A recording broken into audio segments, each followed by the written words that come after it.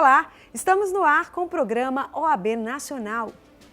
Desde a sua primeira edição em 1958, a Conferência Nacional da Advocacia se tornou referência para a classe, para a sociedade civil e instituições políticas do Estado, debatendo temas vitais ao interesse público e com o propósito de buscar rumos objetivos para a superação dos desafios. A conferência reafirma a cada edição o espaço reservado à classe. Dessa vez, jovens advogados e estudantes de direito tiveram uma atenção especial.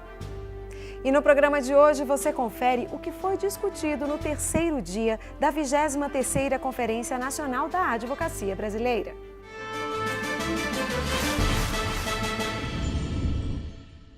Temas de grande interesse social pontuaram as palestras no terceiro dia da conferência.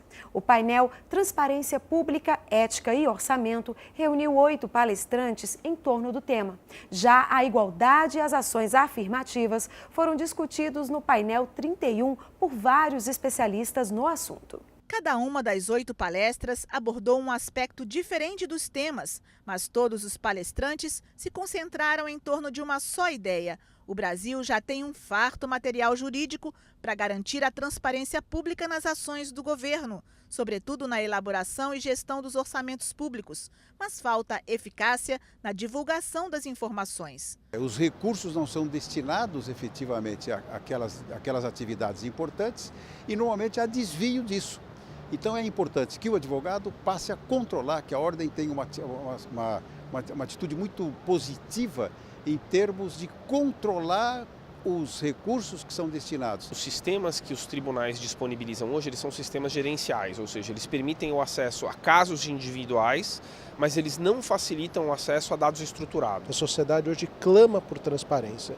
E a transparência, ela hoje apenas é apresentada em portais da transparência com informações sobre recursos de gestão pública, quando na verdade a transparência é muito mais do que isto. O mais importante é que a sociedade possa compreender que sem um controle social efetivo, nós não teremos administrações públicas eficientes. Nas palestras que abordaram a ética no Estado de Direito e a ética na administração pública, os discursos também estavam afinados.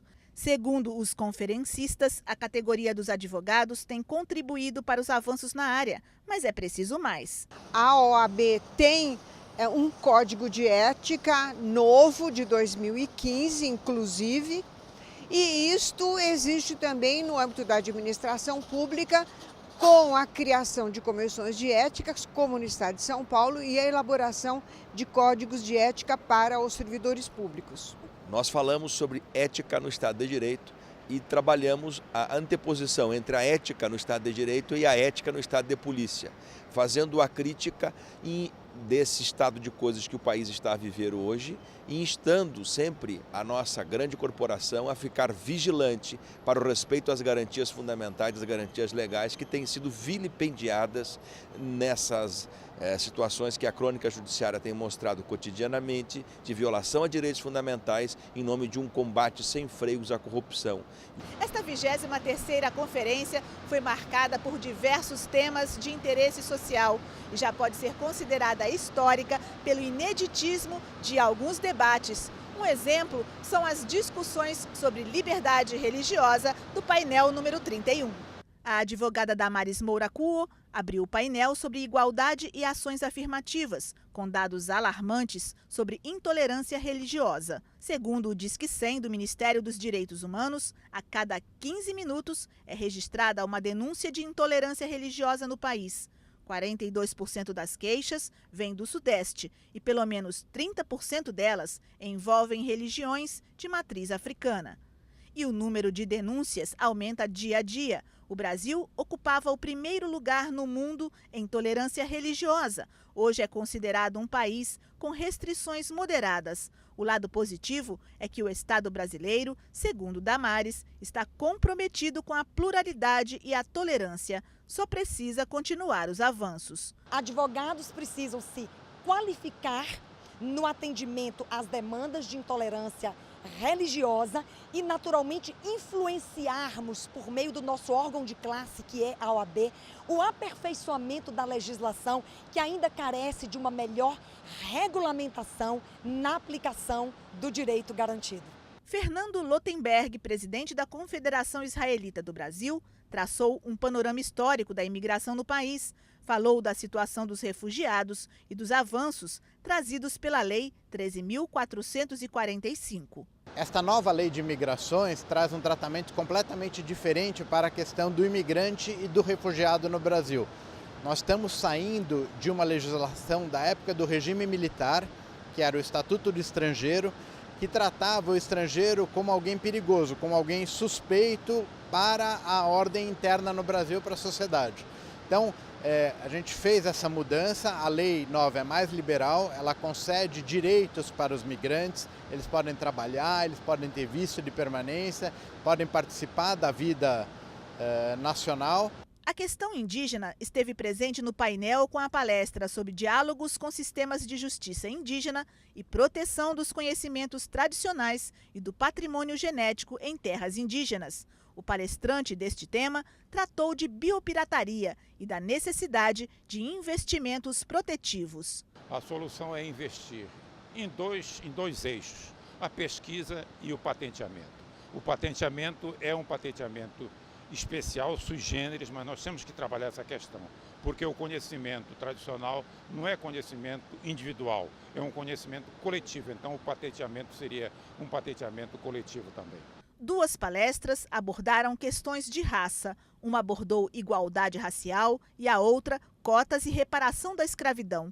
O palestrante disse que nada foi feito no país em termos de reparação e ainda há muito o que fazer em relação a cotas, embora reconheça os progressos. E é preciso dizer também que se propõe a importante proposta de elevação às seccionais de cotas para pretos e pardos indígenas, os conselhos seccionais e também a proposta de 10.639, a Lei de História da África e Cultura Afro-Brasileira, nos exames de ordem. O principal problema que afeta a política e a governança no país é a corrupção. A programação do painel 26, na 23ª Conferência da Advocacia, abordou as causas e meios de impedir danos à democracia brasileira. Em outro espaço do evento, especialistas discutiram a melhor forma de tornar o poder judiciário mais eficiente. O país atravessa um dos momentos políticos mais conturbados desde a redemocratização. Diversos políticos, empresários, servidores públicos e outros membros da sociedade estão sendo investigados e processados sob a acusação de corrupção. Por o assunto ter tanta relevância no cenário atual, o painel 26 da 23ª Conferência Nacional da Advocacia Brasileira reuniu especialistas no assunto para debater as causas da corrupção e o seu devido combate.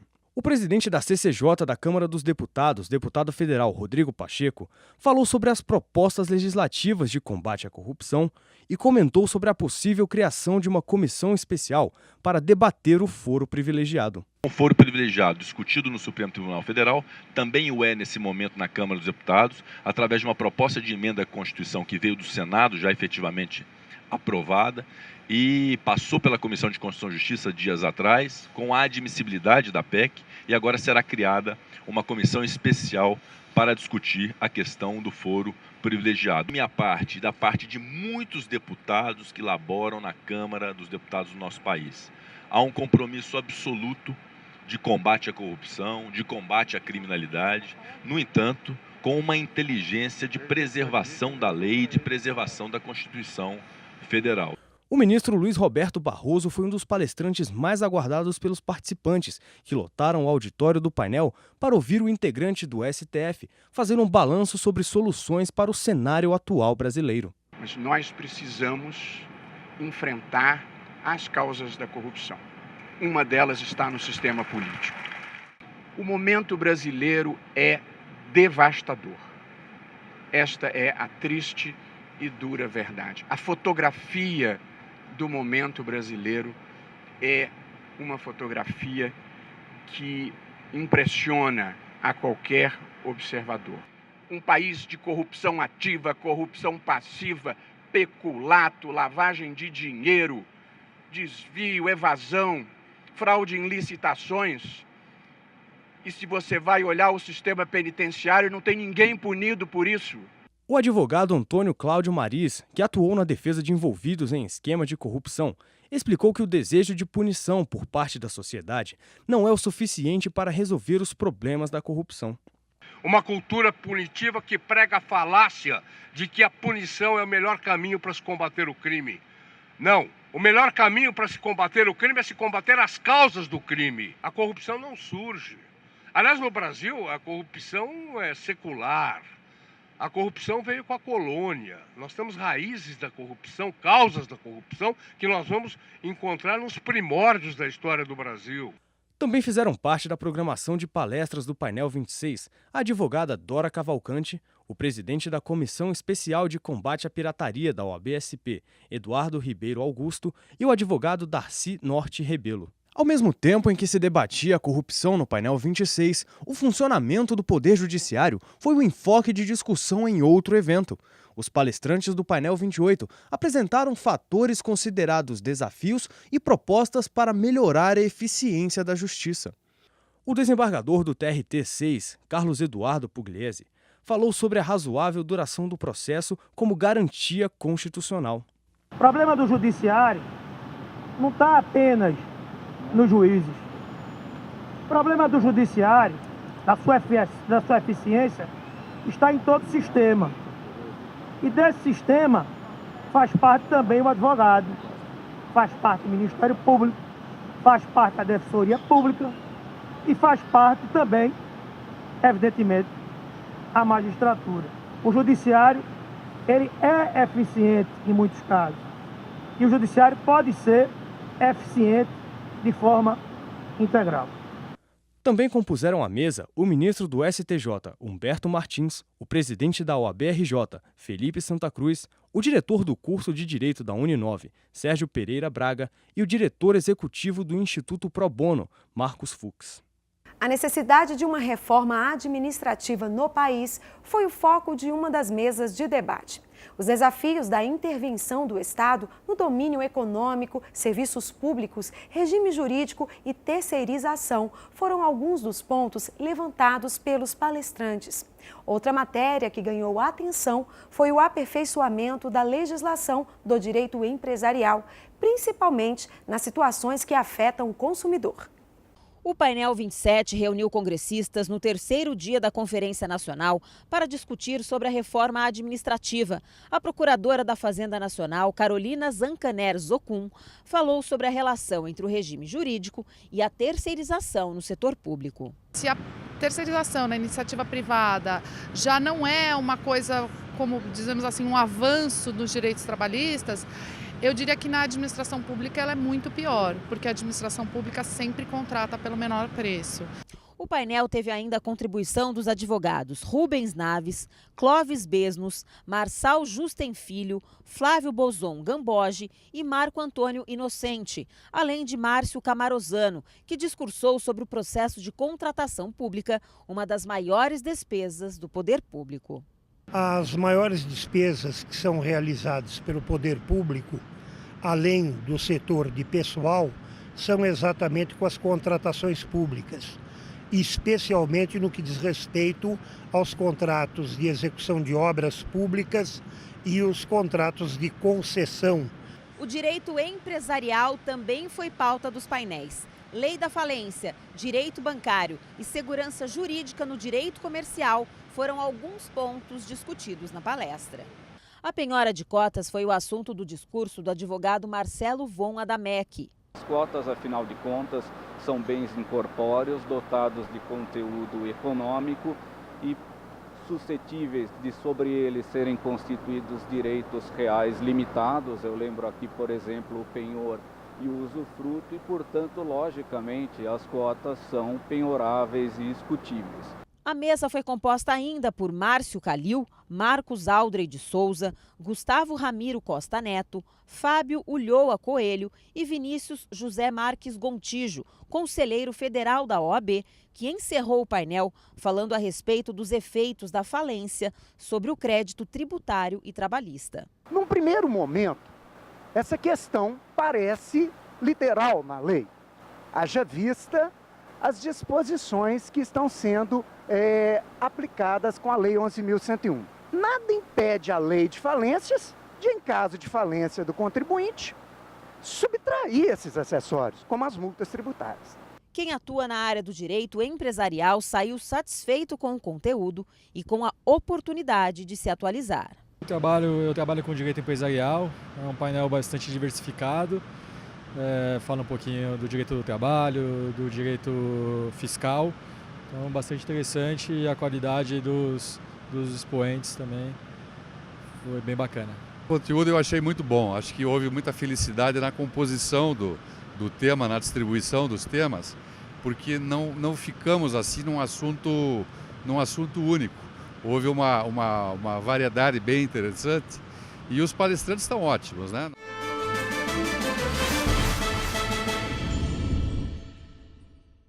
Um assunto importante para a advocacia ganhou um momento só para ele, os honorários. Com um auditório lotado, o painel 29 reuniu especialistas que defenderam para uma plateia atenta a valorização da remuneração da classe. E em tempos de globalização e multimídias, nada mais atual do que discutir a liberdade de expressão e, por consequência, a liberdade de imprensa, tema do painel 30 da Conferência Nacional da OAB. A liberdade de expressão é a maior expressão da liberdade. Ex-ministro do Supremo Tribunal Federal, Carlos Aires Brito, que foi relator da ADPF 130, o acórdão que derrubou a lei de imprensa, destacou a importância da livre manifestação do pensamento para o pleno exercício da democracia. O ser humano não seria ser humano, seria uma subespécie humana, seria um subindivíduo, seria um subcidadão, se não desfrutasse dessa liberdade de externar, exteriorizar, comunicar o seu pensamento, a sua dimensão artística, científica, intelectual, né? É por isso que a liberdade de expressão, lato sensu, como síntese de tudo, melhor dizendo, como síntese de tudo, a liberdade de expressão, ela é um bem de personalidade. Considerado hoje o 6º mercado de mídia no mundo, com crescimento acima da média, o Brasil vê surgir um novo fenômeno, a indústria dos fake news. O mundo digital propõe um desafio para o cidadão, para nós enquanto advogados, para os jornalistas principalmente, de conviver com a montanha, com uma coisa gigantesca, um tsunami de informação que o mundo digital propiciou, mas com um defeito novo, para o qual a gente ainda não estava preparado, que é o fato de que hoje a notícia, sendo verdadeira ou falsa, gera dinheiro. O anunciante procura coisas de grande audiência. Até o advento do ambiente digital, o que dava audiência era a notícia verdadeira, a notícia exata, a notícia precisa. Hoje em dia, qualquer notícia dá audiência. Então isso fez com que criasse um negócio, tem um business baseado em notícias falsas. A proteção ao sigilo da fonte foi outro tema debatido no painel. A professora da ESPM, Thaís Borja Gasparian, diz que a questão não pode ser entendida apenas como uma prerrogativa do jornalista ou dos veículos de comunicação. O sigilo da fonte muitas vezes é visto como se fosse uma proteção ao jornalista e à empresa, ao veículo de comunicação, quando na verdade o que é importante ressaltar, e foi isso que eu tentei ressaltar aqui na OAB, nessa conferência hoje, é que o sigilo da fonte ele visa na verdade a preservar que a informação chegue aos cidadãos. Na verdade, o sigilo da fonte visa garantir, a proteger os cidadãos de terem acesso às informações. O painel sobre liberdade de imprensa contou ainda com palestras do ex-presidente do Conselho de Comunicação do Congresso, Miguel Ângelo Cansado, que falou sobre liberdade de expressão versus direito ao esquecimento. do conselheiro federal da OAB, Adroaldo Lima Catão, que explanou sobre liberdade de expressão e direitos humanos, e do vice-presidente da Comissão Especial de Acompanhamento Legislativo, Carlos Pinto Neves Filho, que defendeu maior liberdade de expressão política. Enquanto no painel 30 discutia-se a prerrogativa do ser humano à liberdade de expressão, na sala ao lado, um assunto inerente ao exercício da profissão, os honorários advocatícios. Mais de 1.000 pessoas lotaram o painel 29 para participar das discussões. A divergência de posicionamento entre o STJ e o STF em relação aos embargos de sucumbência recursais foi um dos pontos levantados pelo professor da Universidade Federal do Paraná, Eduardo Talamini. O STF tem sido muito mais, digamos assim, intenso na aplicação da regra dos honorários sucumbenciais recursais. Aparentemente, o STF assumiu a ideia de que ele vai usar esses honorários mesmo como um mecanismo sancionatório, quase que punitivo contra aqueles que interpõem recursos em casos em que ele, STF, acha que estão sendo excessivos ou levianos. Já o STJ, ainda que também atento para essa função secundária dos honorários recursais, parece ainda estar um pouco mais preocupado em estabelecer uma certa proporção entre essa condenação e o efetivo trabalho, a duração de tempo, a vida no processo. Acho que daí vem a principal divergência entre os dois tribunais. O diretor pedagógico da Damásio Educacional, Darlan Barroso, pediu a atuação do Conselho Federal para o cancelamento da súmula 421 do STJ, que reverte para o Estado a verba de honorários do defensor público. Precisamos, nesse momento, de inteligência do novo CPC, fazermos uma interpretação sistemática dessas regras com relação ao ônus da sucumbência, ao direito do advogado. Não se trata apenas de uma regra processual, mas trata-se de uma regra de processo civil, de ética profissional, uma regra de valorização da nossa profissão, e é uma luta encampada pela OAB, pelo Conselho Federal, para que os advogados públicos tenham aí, no máximo, a garantia de recebimento de honorários advocatícios de sucumbência. A remuneração do defensor dativo foi outro assunto abordado. Poderíamos simplesmente dizer que o defensor dativo, o advogado dativo, sempre será remunerado, porque o artigo 6º da Constituição diz que não há trabalho gratuito.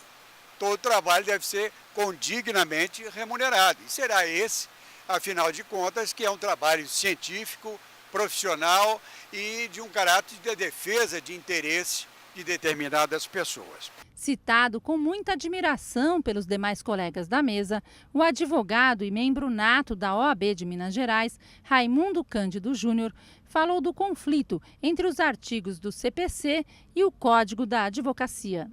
O Código anterior de 73 tinha uma norma que dava os honorários como sendo do cliente, não do advogado. E o Estatuto da Ordem posterior no tempo, no seu artigo 23, estabeleceu que os honorários são do advogado e não do cliente. E o STJ, tendo em vista que a lei posterior no tempo revoga a lei anterior, já deveria ter manifestado esse entendimento há muito tempo. Agora se resolveu a questão com o novo Código de Processo, com seu artigo 85, parágrafo 14.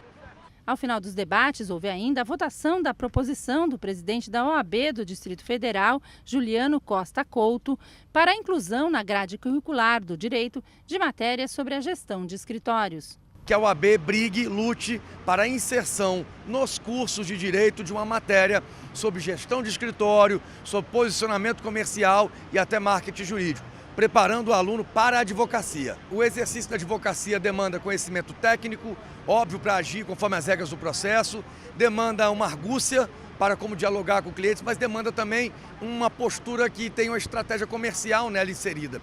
E as faculdades não nos preparam para isso. A mesa teve ainda as participações do presidente da OAB de Goiás, Lúcio Siqueira de Paiva, e do desembargador do TRF1, Cássio Nunes Marques. E o programa OAB Nacional fica por aqui. Não se esqueça, visite as nossas redes sociais, Instagram, Facebook e Twitter. Basta colocar CF OAB. Não deixe de acessar também o site da Ordem, oab.org.br. Até a próxima semana!